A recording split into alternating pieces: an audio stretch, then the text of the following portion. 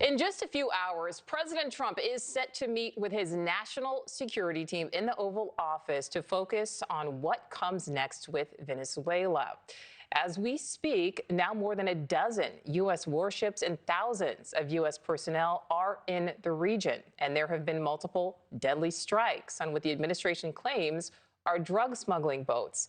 There is also growing focus on the legality of those strikes and potential violations of U.S. and international law. A published report alleges Secretary of War Pete Hegseth specifically ordered everyone killed in the first boat strike, which happened in early September. NewsNation's Hannah Brandt is live for us at the White House. Hannah, the White House press briefing just wrapped up. Caroline Leavitt taking a lot of questions on this. What did we find out?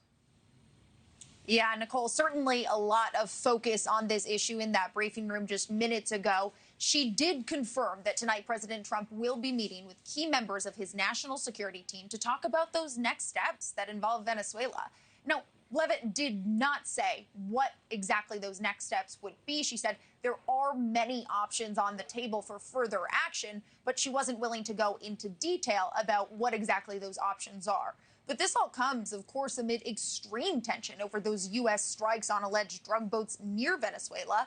And as you mentioned, there are new questions being raised about that first known strike back in September because of a Washington Post report that said Secretary of War Pete Hegseth did specifically order a second strike to kill the crew members that survived the initial strike.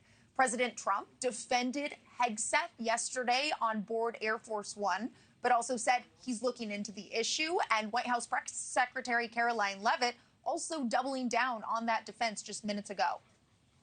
Secretary Hegseth authorized Admiral Bradley to conduct these kinetic strikes. Admiral Bradley worked well within his authority and the law, directing the engagement to ensure the boat was destroyed and the threat to the United States of America was eliminated. To clarify, Admiral Bradley was the one who gave that order for a second strike. And he was well within his authority to do so.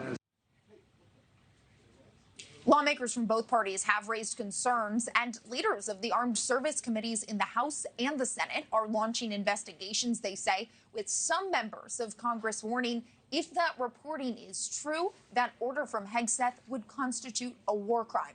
Now, Leavitt did share that Secretary Hegseth had recent conversations with some of the lawmakers who've been expressing concerns about the strikes. She says the secretary did share more details about the operation with those lawmakers. Thank you for watching. Subscribe below and download our NewsNation app right now on your phone, and you will get fact-based, unbiased news for all Americans.